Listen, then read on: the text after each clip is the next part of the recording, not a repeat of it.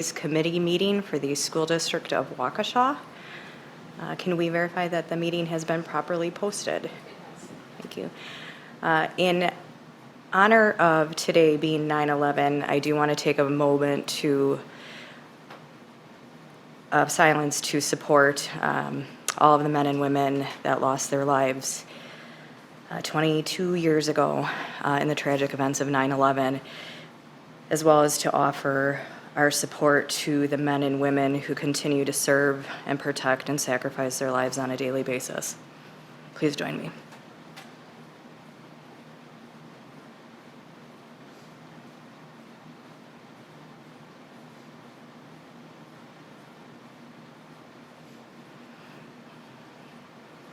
Thank you. We will never forget.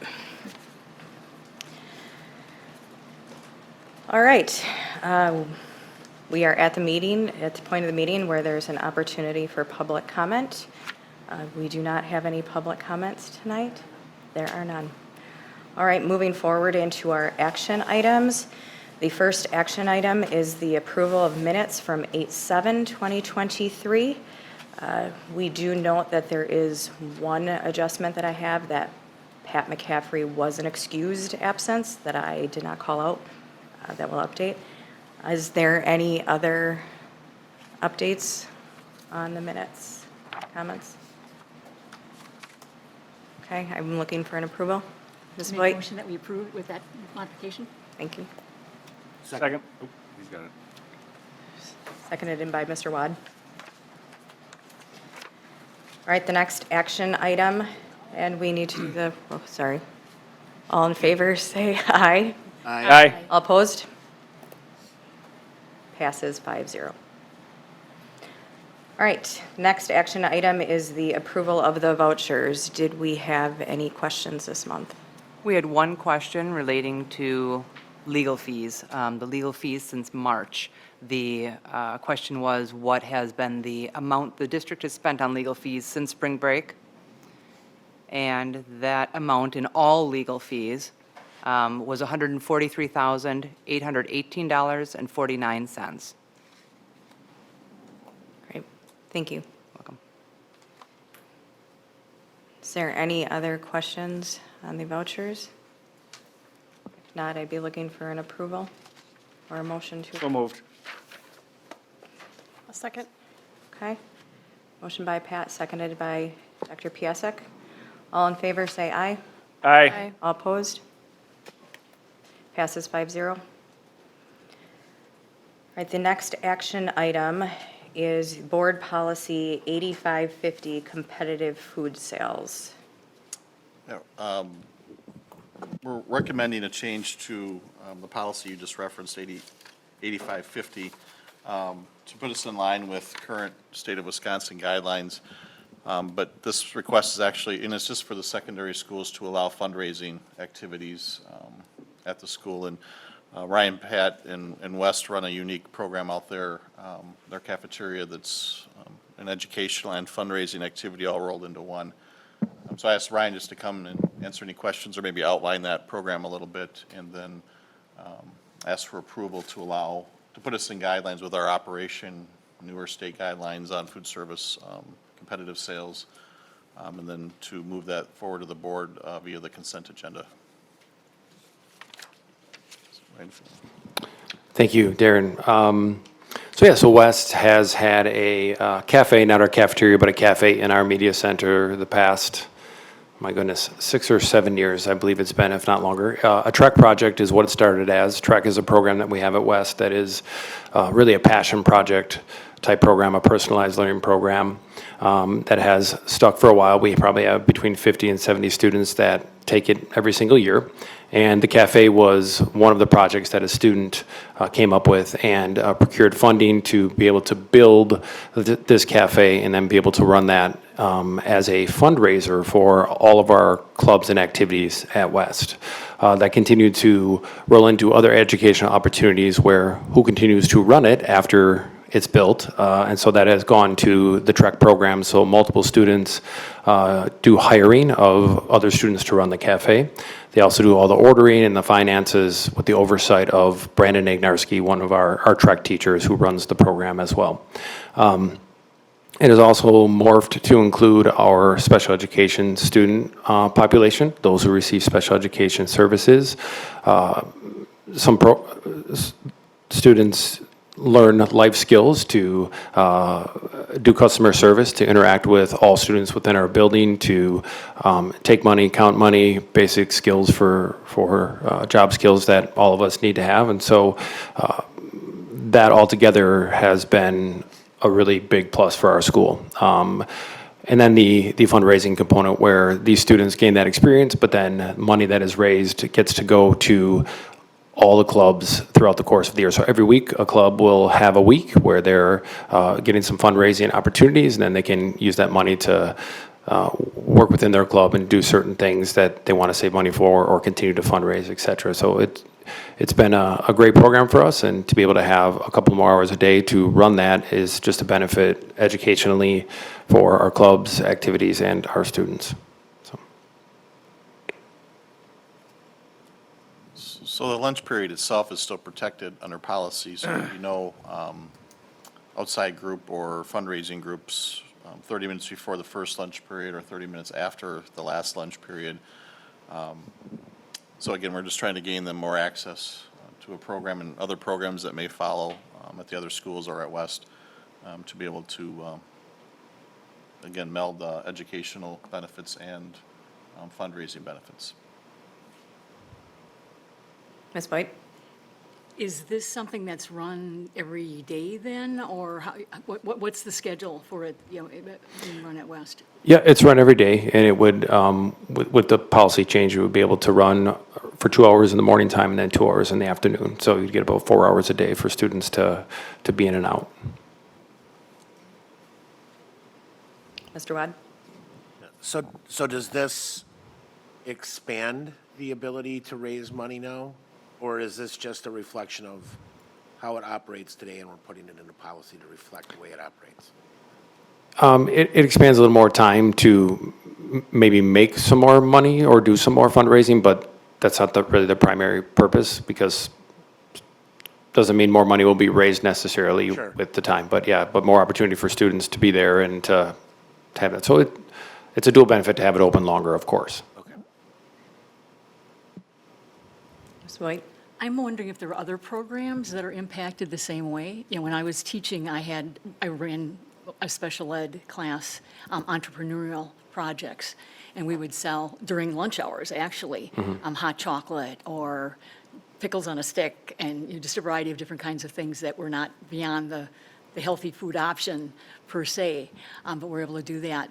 Again, that's 10 years ago, but are those kinds of things banned from happening now? There used to be some exemption for class-related activities, like if a family consumer science class was doing a food meal program, and then offering people to be able to come in and have the food option. Yeah, a lot of that was changed, I would say, about a decade ago. And limited. 2014. Yeah, right, somewhere right before that, or around that time, that was changed. So we're opening up, and the state of Wisconsin has followed suit, because when those changes came in, there was a lot of, if you read the memo that came with this, you could tell that they got a lot of response, because it was a big part of what those student groups used to fund their activities. So they have lightened up a little bit, so now we have the language in there in the third paragraph that we're just going to follow the Wisconsin fundraiser exemption policy in case it's tweaked or whatever. It's more of a living document than set in stone. Dr. Piasek? Thank you. Thank you, Mr. Pat, for being here. If I understand, the reason for the modification is to really invoke on the Wisconsin fundraiser exemption policy to continue to do, and to a greater extent, with some more flexibility, what's already working quite well at West. And so it only offers more opportunity to students, but it still fits all of the the statutory and regulatory requirements around what's happening around the lunchtime and what options are available. Okay. Thank you. Do we have any idea of the annual revenue that this is bringing in that is then somehow dispersed? Ooh, I don't. I do have approximate numbers, so talking to Mr. Agnarski,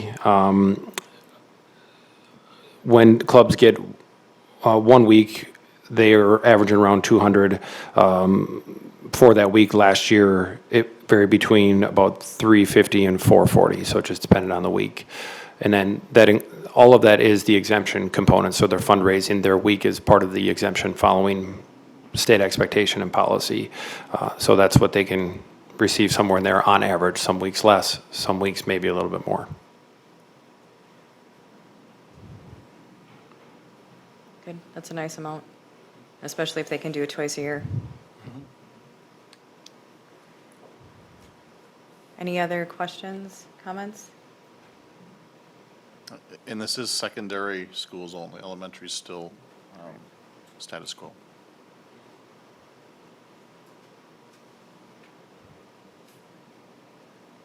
Be looking for a motion. Dr. Piasek? I'll move to approve the proposed modifications to policy 8550, competitive food sales. Ms. I Voigt? second the motion. Seconded by Mrs. Voigt. All in favor, say aye. Aye. All opposed? And it passes 5-0. Thank you. It's a Thank great you. opportunity for the kids. Thank you.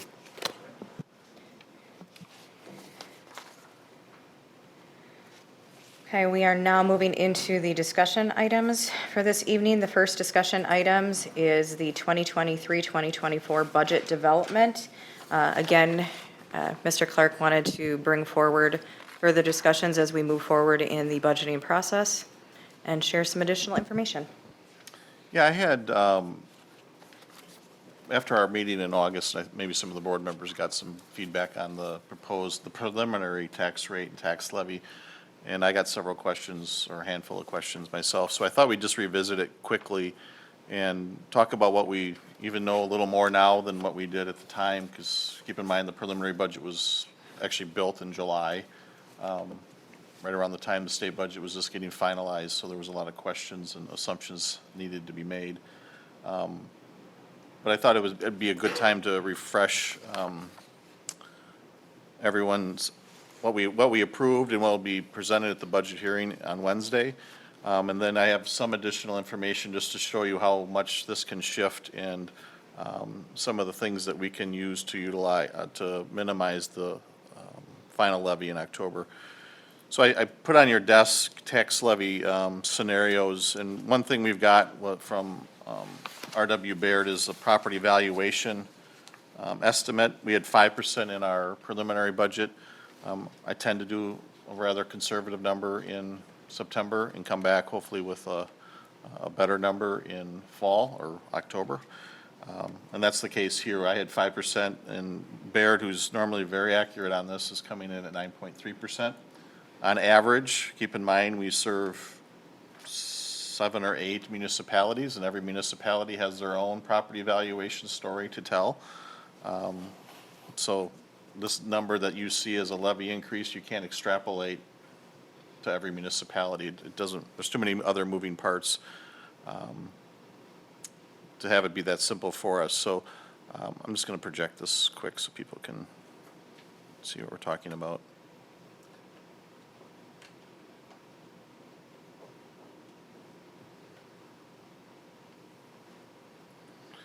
So when people talk taxation, there's two parts to that. There's the levy and the rate. Normally, the rate's the one that's most, at least in conversations I have with the community, is the most referenced because it's an easier number to grasp.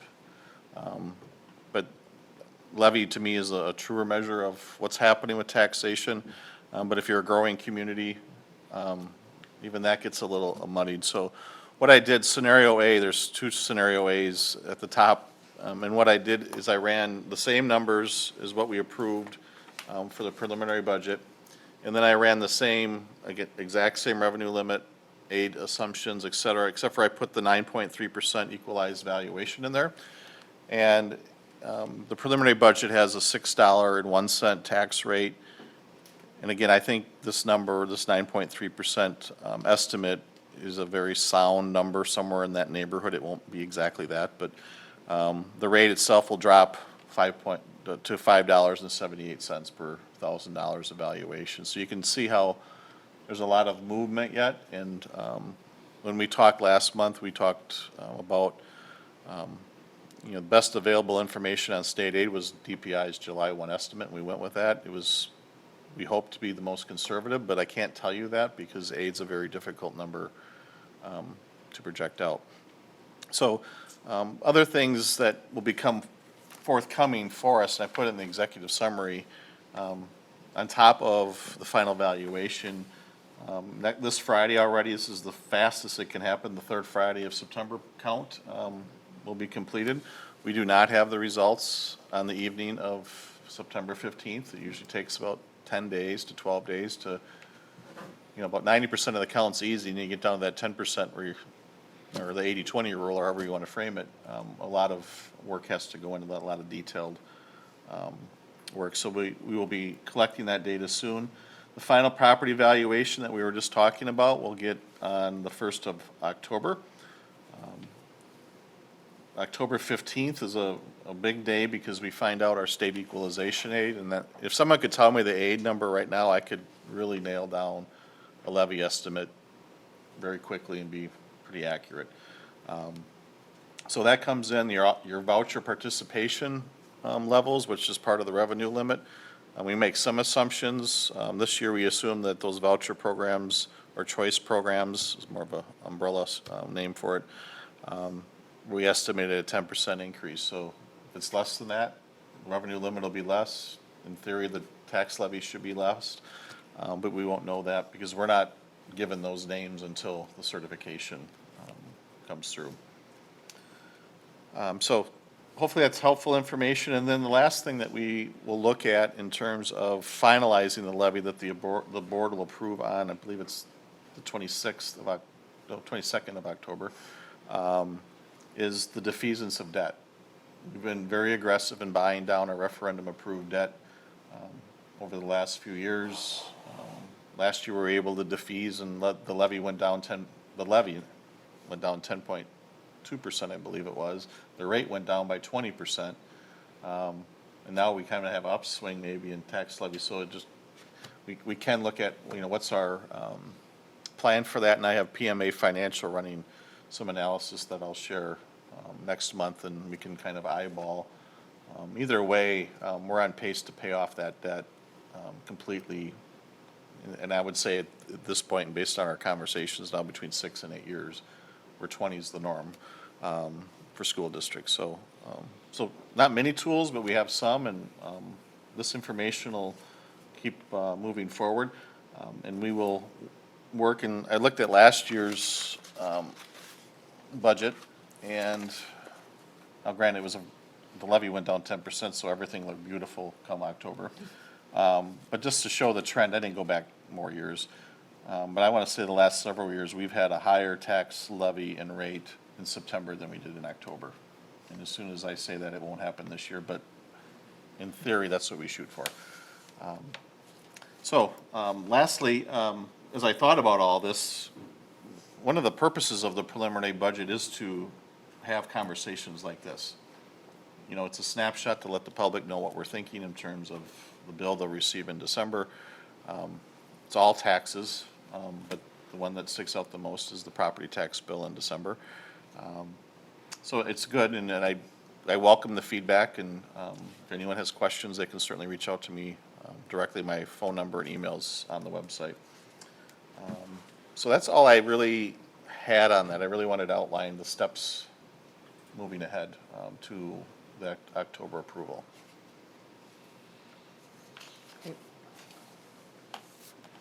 Dr. Piasek? Thank you, Darren.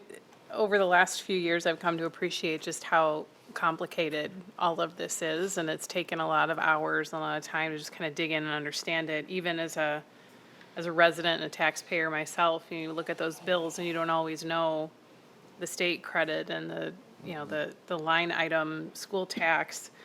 Different municipalities actually provide their tax bills in different ways, and so things are itemized differently.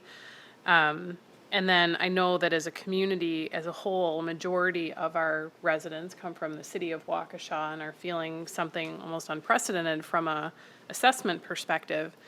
So just a couple of things that I wanted to kind of reiterate. One is that the mill rate is an output of this process. And so while it's useful in comparing municipalities as an output of the budget process that would be relevant for, let's say, a new homeowner who was coming into a school district, comparing one to the other with the same value of home, the mill rate would be meaningful. But for those of us who have been in the community for a while, as our property values continue to increase, you know, you could do nothing to change the levy, and if everybody's property values increase, the mill rate goes down. It's just the output of the system. So I would just encourage folks to ask questions. They can reach out to Darren. I'm happy to do what I can, but I would reach out to Darren. So, but there's a lot of variables in there that if we just look at the mill rate, it's probably insufficient to really understand what's happening. The other thing just to point out, and Waukesha is, I think, beautifully complex and diverse in this perspective, but we have so many municipalities that are a part of the community. A good example is for someone like me who lives in the city of Pewaukee, our property values increased at twice the rate of someone who lives in the city of Waukesha.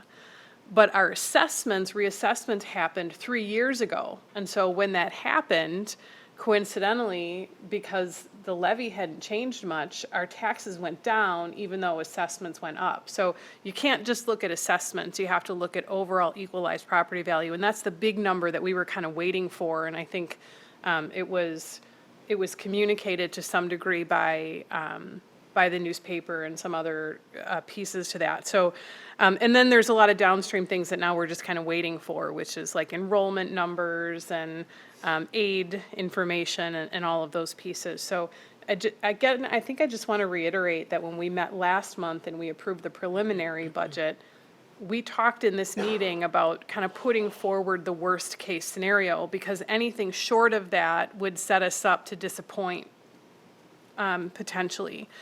So I do think that what remains for us, like if I look at the scenarios A, B, and C, if scenario C came true with the equalization that's currently projected, the mill rate would be something like 5.6. It would be something that we've probably never seen before. But that doesn't necessarily mean that every individual is going to see a reduction in their property tax bill, because ultimately that's going to depend on the value of your home, not the assessed value of your home, but the actual market value. So just keep that in mind. And I think the other thing that Darren mentioned, and I would just share my perspective on that with the committee, is I do think that we've done well from an interest earnings perspective on referendum debt defeasance.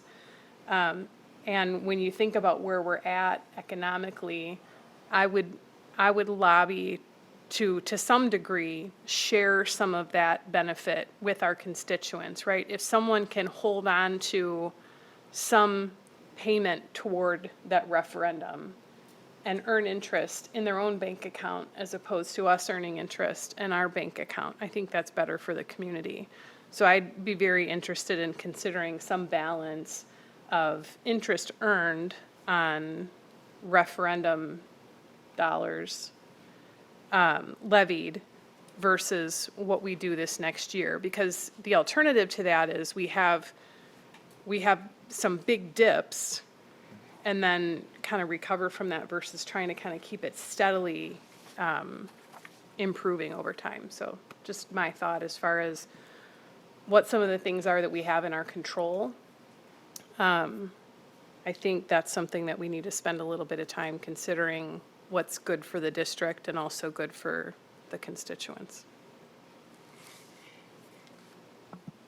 One other thing I forgot to mention, at the budget hearing on Wednesday, I'm there to present the preliminary budget the one that was adopted. We will touch on, I plan on touching on a little bit of this to kind of highlight the fluctuations in our estimates that might occur. But in the end, I am presenting this as the official board-approved document to come forward to the budget hearing. So also, Dr. Piasich mentioned the variance in the municipalities.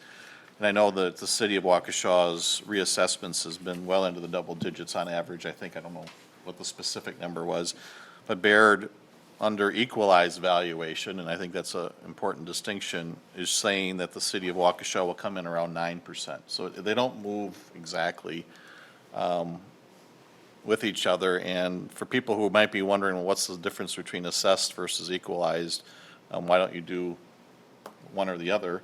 I went to DPI, or actually, just went to DPI's website, and assessed is what your local municipality assessor tells you your home is worth. And then what the Department of Revenue does every year is they go in and they, as Kelly mentioned, look at actual sales, and they adjust the assessed value to what they call equalized value. And local, and I'm not an expert on municipal government, but each municipality might assess at a different form or fashion. 100% value, 90% value. So the equalized comes in and standardizes all of that. And I think that's why this percentage might be different than maybe you're seeing on your individual personal reassessment that you're getting from the municipality on your tax bill. So a lot of numbers going back and forth. And then you multiply it by 7 municipalities being served on one levy being approved by one board. That's where it gets hard to explain it.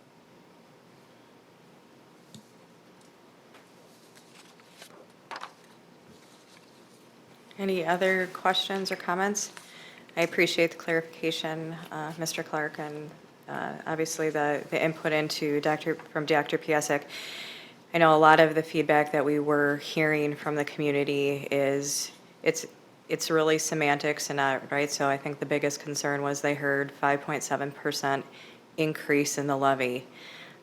That is not one for one. That doesn't go dollar for dollar, and it's really important that truly, if we could clarify the distinction so that on an average, we all understood, you can't look at your assessed, multiply that by what the increase is. That's not how this works. It's in relation to the whole piece of the pie, what is your share after the equalization value and how that rates. So I think we're all really trying to over-communicate this in the best ways we can. And so, yes, if there's further questions, Mr. Clark is at your call. Okay, if there's nothing else on this, then we will move into our next discussion item, which is the capital improvement project. Mr. Clark. Yeah, we've, oops, sorry. We've been working, we started labeling these capital improvement project rollouts as phases with the HVAC work that were funded by ESSER. And we're just completing phase 1 of the ESSER HVAC work this summer. Phase 2 is next summer. But then we started, my team and I at the service building started talking about, all right, well, what's the next steps? What are the projects that would stick out? And we certainly have HVAC work to do still. We have a lot of buildings with a lot of equipment that we've kept running for years, which can be a great thing until they all age out. So we started talking about, all right, Darren, what's, like I'm being asked, what's phase 3 look like? So we've developed a list of projects that we think that, and it's high school focused. The referendum was very middle school focused. Security was district wide, but the true going in and renovating the building was very much a middle school referendum. The elementaries we tend to be able to do with our operational budget fairly well. Maybe not chillers and all that we'd hope to do, but we'll get there. So we really kind of came back to the high schools, some of which got very little referendum proceeds. South got a small addition, North got very few things, West got a bank of doors to create a secure entrance. So we really haven't been to the high schools in any major form or fashion. So this list that we came up with is what we're recommending be at least considered for Phase 3, for lack of a better name. The items for North High School, I'll just kind of read through them and give you a little backstory to each. I'll start with North. We've already approved, that's why they're shaded, building HVAC upgrades using ESSER funds totaling $2.6 million.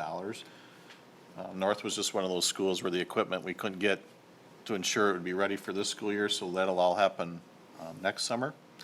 The board approved in a partnership with the Park and Recs Department through the city of Waukesha, the tennis courts replacement at about $400,000, if I remember correctly. That work is actually underway. So that, they're there, but I wanted people to see that, we've made other decisions that would go towards North. The next one is building and site upgrades, and I intentionally left this one a little blank.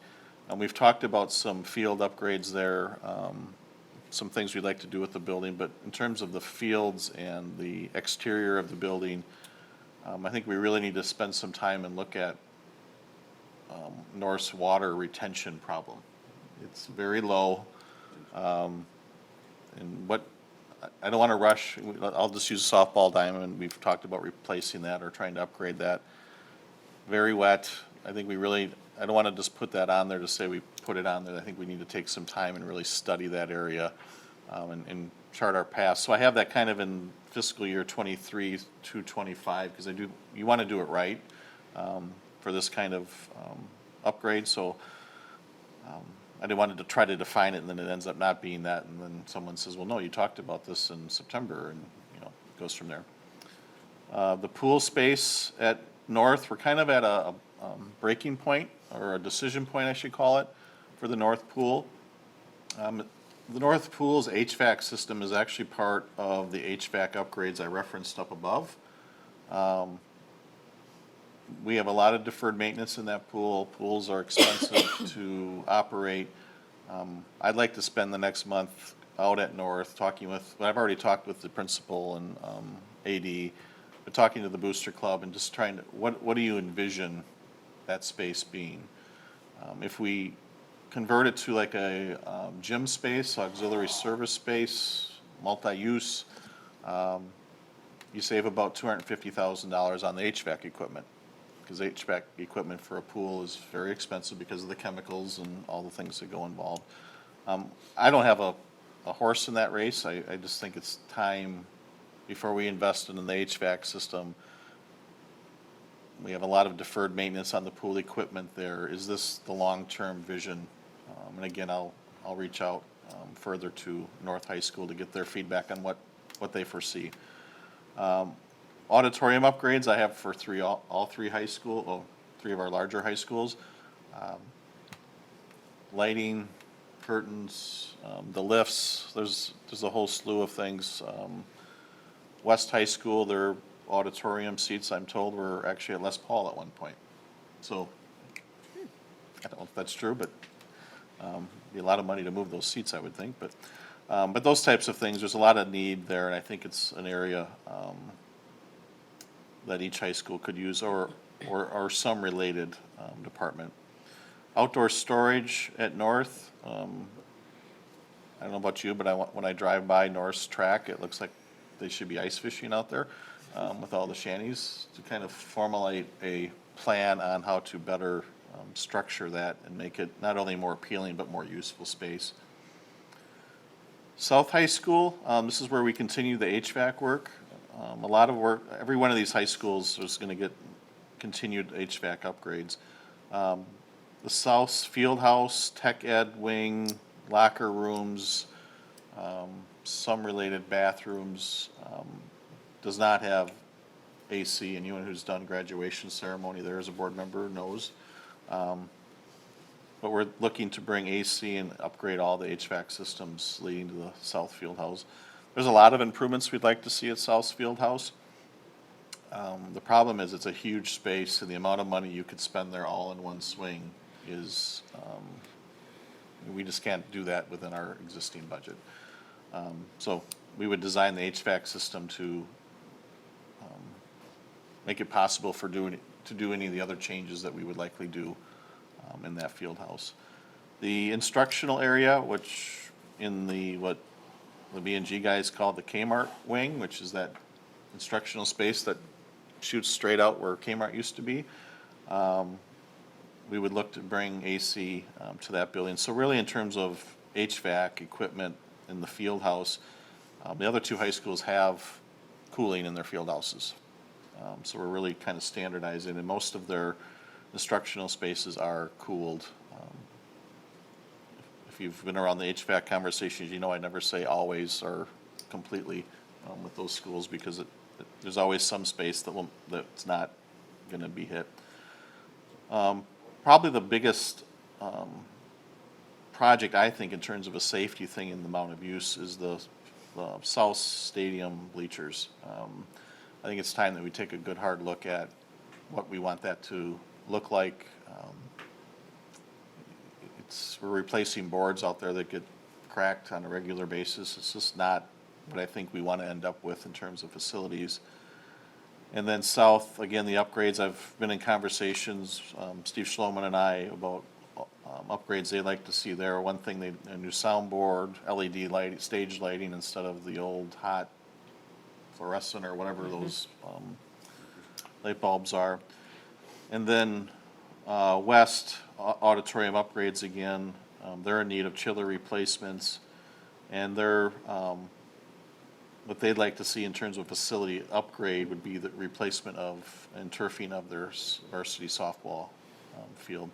And the numbers to the right are just estimates that we have now. Quite honestly, we're just gathering proposals as we go. But and then I have a 5% contingency because there's always going to be something, right? So this totals up to about 15.5 million. Again, keep in mind, 3 million of it's already been approved in the form of the HVAC upgrades at North and the tennis courts at North, or in the park across from North, but for our students. So what the funding plan that I would need to come up with, if we do all these things, and again, this isn't a package, this is, us going through and justifying.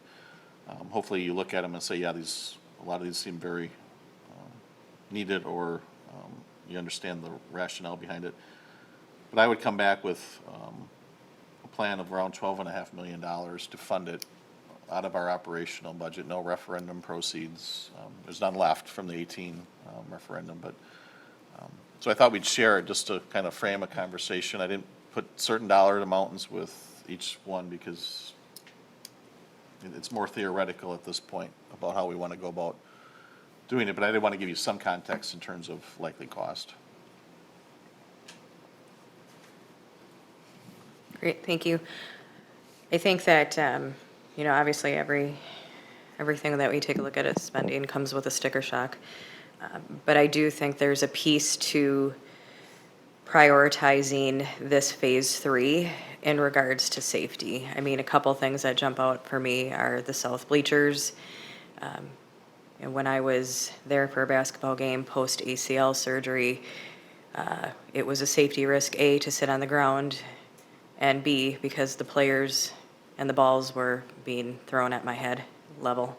But there's no guardrails, there's no exit, right? So as we take a look through the list of things that truly are operational and needs to look at, I think that other piece needs to prioritize the safety piece versus the nice to haves, and understand where that falls within all of this. On top of safety, I forgot to mention, accessibility has been a theme we've also been chasing, whether it's elevators or playground equipment or bathrooms. A lot of like the bleacher stuff you're talking about is also, there's no handicap spots in the bleachers at South. Not that there is at the other high schools either, but you have to start somewhere, in South, in my mind, just using that as an example, is the most neediest. But accessibility is also going to be gained here through this process, so. The other piece that I wanted to follow up on is I like the effort that we're doing to be able to manage this through our operating budgets, taking a strategic look at our costs on what we have and how we're using them to really support the three biggest things that we have, which is teaching and learning is our number one goal here, infrastructure, and our staffing.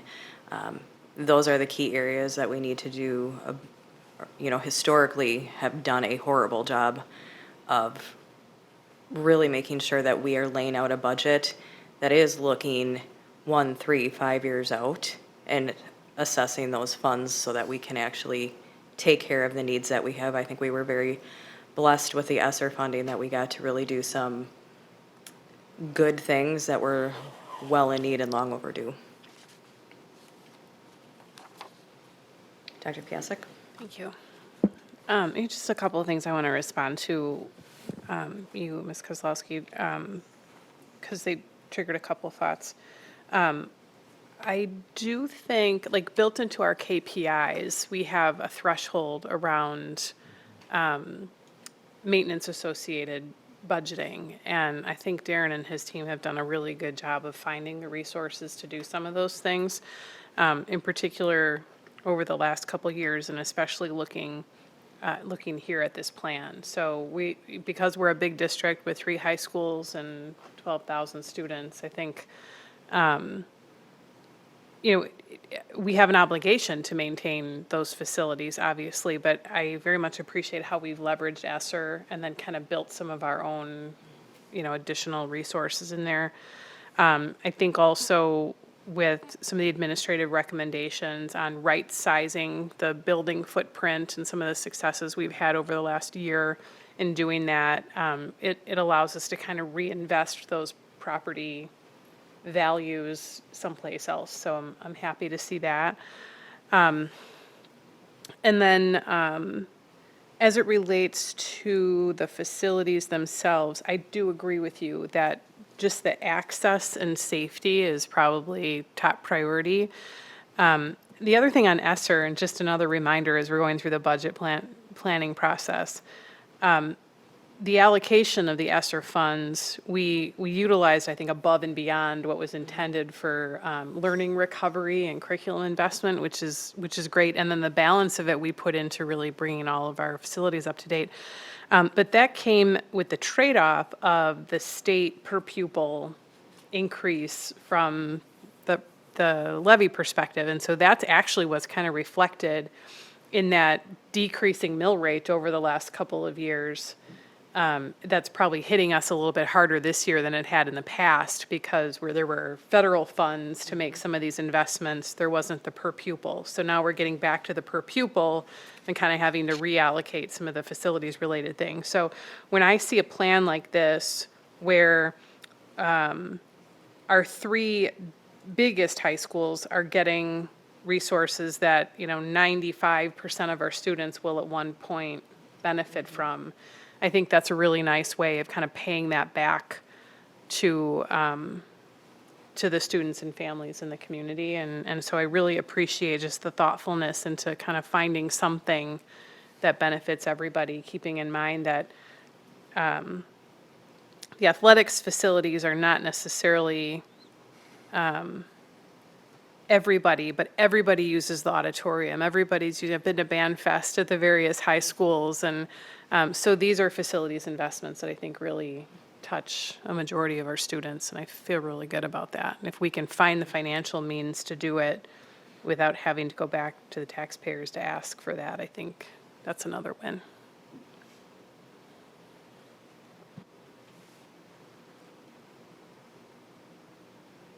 Any other comments, discussions? Okay, thank you, Mr. Clark. I think this was very good. The next discussion item is the monthly budget report. We're scrambling a little bit, but I'm here to tell you we're doing fine. That completes my report. Trust me. Trust me. No, we're going through, it's a busy time of year for us, so rather than just throw something together and not really have time to even analyze it. In the future, Heather will be bringing forth the budget update, but we looked at it, and there's nothing that jumps out as of being a concern as of now. An audit is ongoing. Field work's done. So- Now it's just those questions that flow of questions that follow, especially with a first-year auditing firm. Yeah. Yes. Yes. Okay, good. Thank you. Our next discussion item is an ESSER update. Yeah, we just put in where we are in terms of claims and everything. We have, basically, ESER 2 is fully expended, and claims have, for the most part, been submitted. I think we have one to submit. At the time we ran our reports, we still had $270-some thousand left. The expenditures are there, we just haven't gotten there. And now for ESER 3, we have through next September 30th to fully expend those. And the bulk of that, we've already hit the 20% threshold plus for teaching and learning materials. Part of that was ESER 2 and 3, but ESER 3 had the actual threshold we had to hit. And then the rest will come in the form of those HVAC projects like North, like we just talked about, that was part of Phase 2. So we don't envision that being a problem, getting those funds expended and claimed for next year. Any questions? I feel like this is a topic that we could hit replay from prior month as we go through and Yeah. navigate all the expenditures and the payments. Okay, any other questions or comments? Okay, we do have a need to go into closed session. Yes, we do. Okay, I'd be looking for a motion first. Yeah, oh, I'm sorry. Training on the fly here. I can make the motion. I move to adjourn to executive session pursuant to Wisconsin Statute 1985, Parent 1, Parent E, for deliberating or negotiating the purchasing of public properties, the investing of public funds, or conducting other specified public business whenever competitive or bargaining reasons require a closed session. Mrs. I Voigt? second the motion. And Mrs. Voigt seconds. Okay, we do need a roll call. Read off their names in order. Okay. Voigt, Aye. McCaffrey, Aye. Kozowski, Aye. Piasek. Aye. Aye. Thank you. Passes 5-0, and we are now good into closed session. Do we have a need to come back into open session? No. Okay, and we are good. This concludes this meeting. Our next meeting is coming. In October. Thank you. In October. Sorry, I don't have the date off the top of my head. I normally write that down.